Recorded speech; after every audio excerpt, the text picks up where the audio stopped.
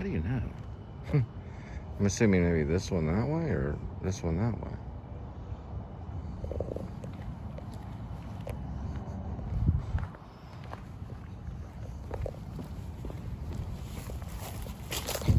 Ooh, hole in the ground.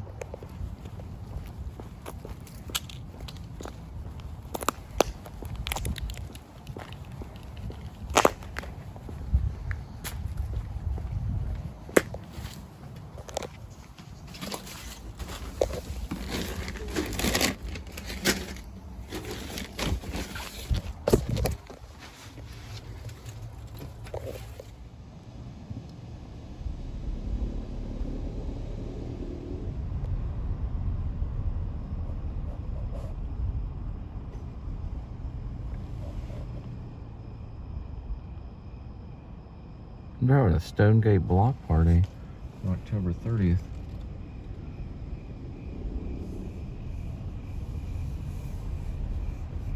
Well, we finally got one at Grapevine, and this will be the last drop off for the night. And I was thinking of a little movie by Mamet called Glengarry and Glen Ross, or Glengarry Glen Ross. There's a scene with Kevin Spacey, and he goes, "Go to lunch. Would you go to lunch? Go to lunch." $50. They're probably spending $100 more like it. A little place called Perry's Steakhouse. And man, let me tell you, it's a popular one. If you got a lot of money and you want to spend hundreds, maybe even thousands of dollars on a real good steak and wine too, then we're talking about Perry's. Now, of course, the steaks aren't $1,000, but probably some of the wine probably is. There it is right there. Right by Northwest Highway, on the other side of South Lake Boulevard. Perry's. See it?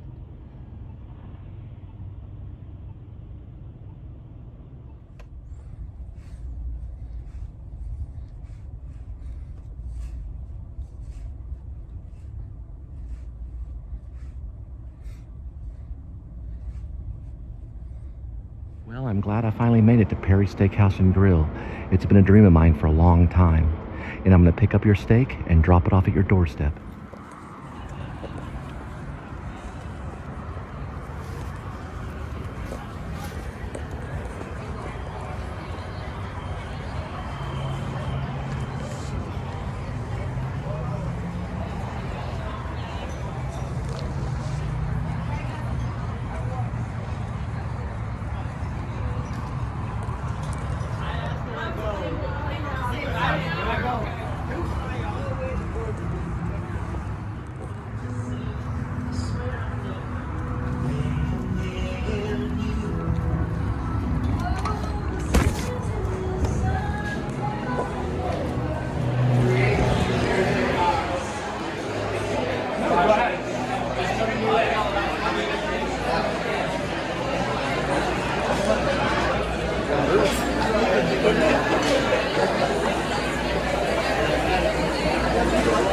Where's y'all's restroom?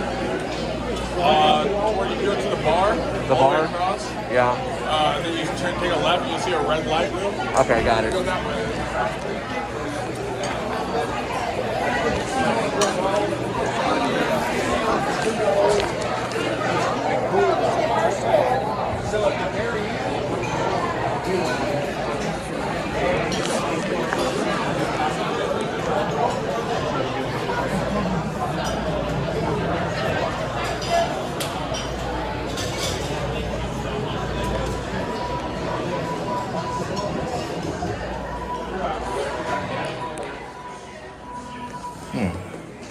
Well, gotta, urinate. So, pick up your steak.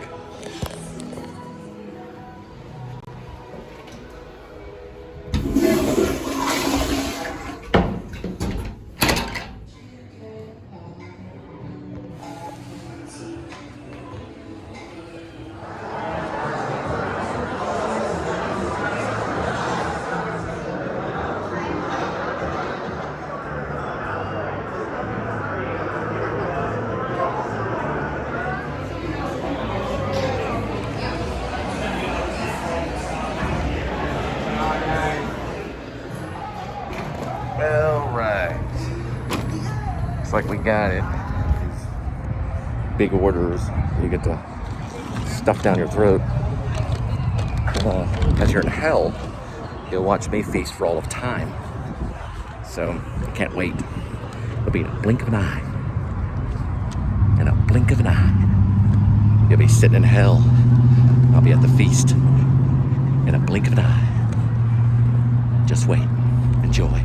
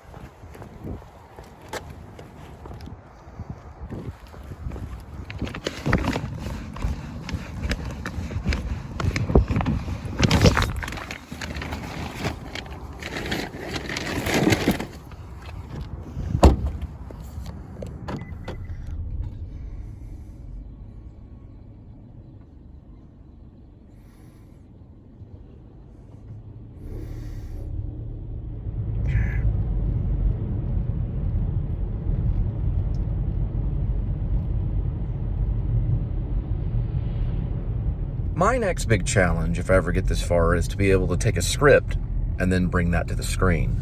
That's a big challenge. You know, if I, get my way. This is mostly just taking improv and bringing it to the screen. The story tells itself as you go along. I don't have a problem with that. I mean, there are some great directors that have done that, Robert Altman being one of them. But Robert Altman used some form of script. But bringing the script to screen is the most exciting thing because it comes from a typewriter or computer or, handwritten or however you do it. And then it goes from that stage and then to the movie screen, the silver screen, as they say, or the cinematic house, the movie house. So when you go from the written word and then to the actual movie, that goes nationwide or whatever. Oh, this is like a Tim Burton kind of thing right here. Tim Burton is still very, very popular. We're going to see a little bit more of him right here. Tim Burton is probably the most popular Halloween thing that I've seen in the last few years. When it comes to Halloween, Tim Burton is the king. That's him right there with the moving hands, you can see. Yep, they are moving.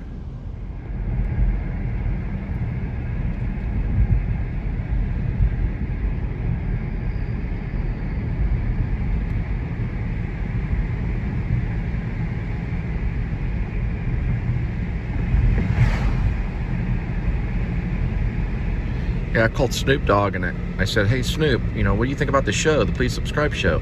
They're like, man, this show was scary, man. I said, okay. I started laughing. I guess he found it scary. I don't know.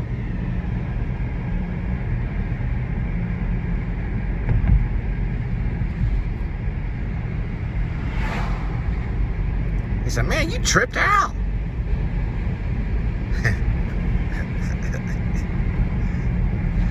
Snoop Doggy Dogg in the house. It's in somebody's house. Probably his wife's house.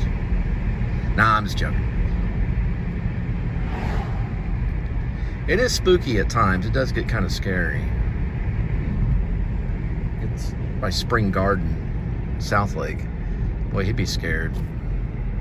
Yeah, the rumor is that Snoop Dogg got a photo with some marshal, I don't know, some militant police officer or something, and they fired the dude, the sheriff. And the dude got canned. Man, this guy's a nut.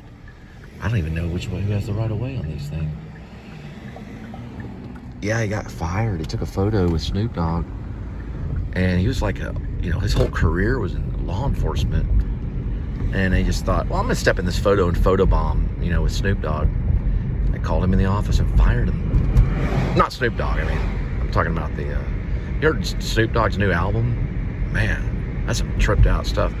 Yeah, I listened to it. I was like, they were advertising Snoop Dogg at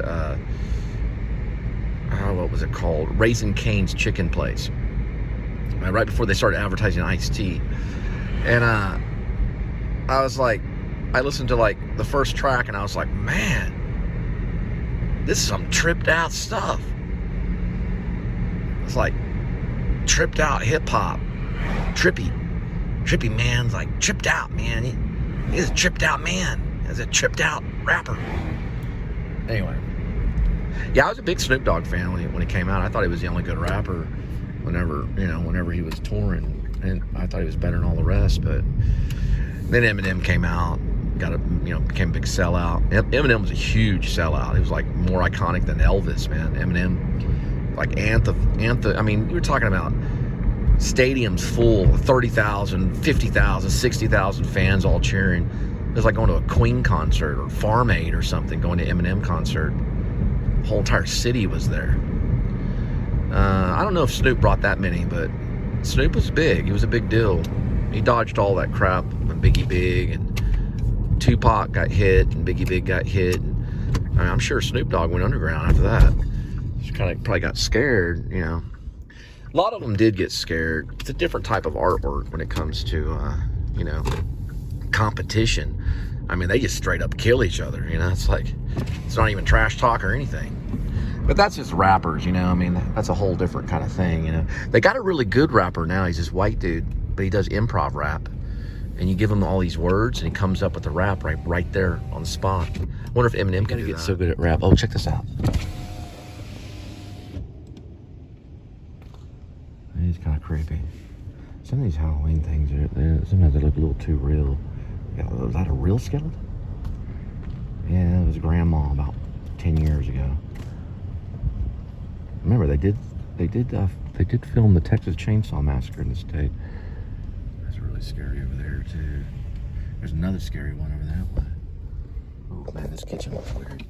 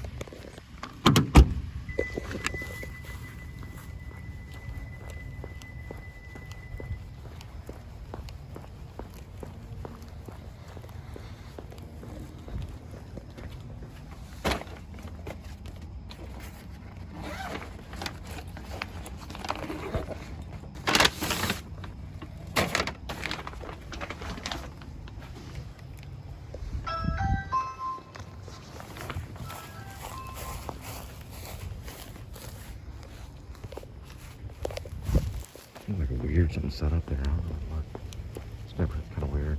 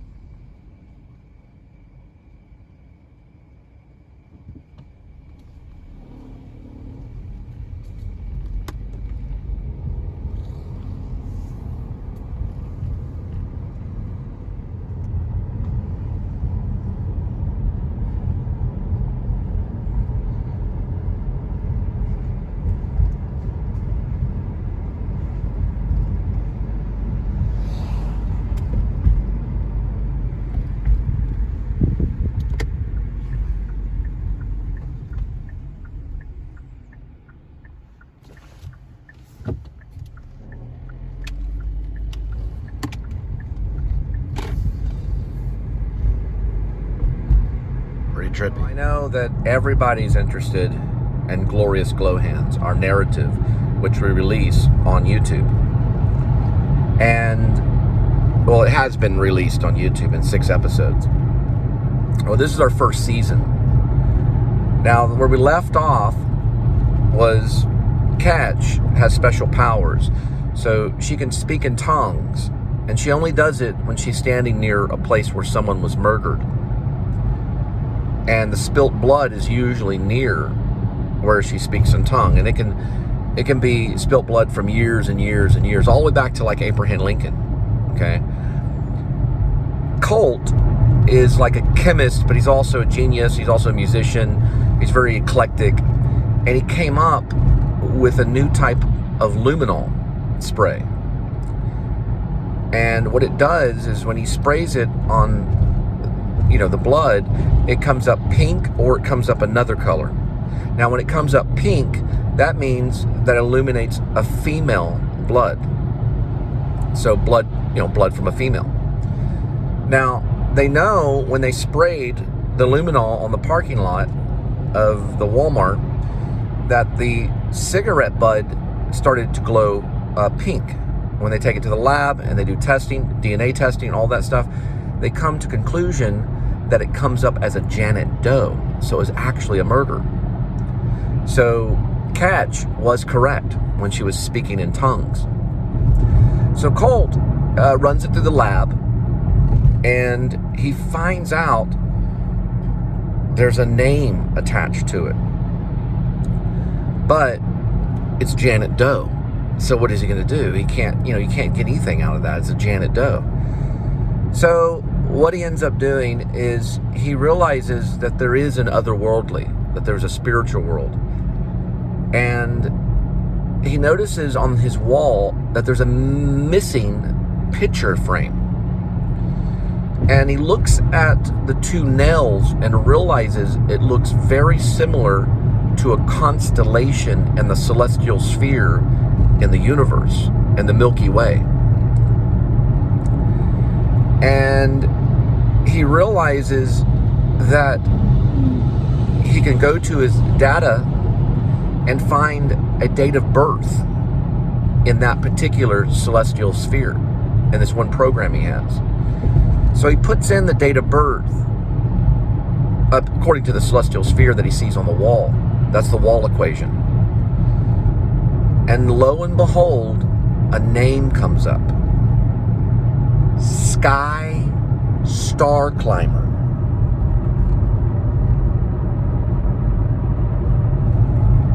Now, Sky, now we're going to learn who she is in episode 7. Turns out there was a real murder that happened right there in that parking lot a long time ago. And this happened in the 1960s. She legally changed her name to Sky, and her last name was legally changed to Star Climber. So they begin the investigation, and they find out that there was a lady that went missing in that area in the 1960s, the same time when their building had been built. She vanished. No one knows what happened to her. Later, they find out she was raped and killed by a police officer in that same parking lot a long time ago in the 1960s.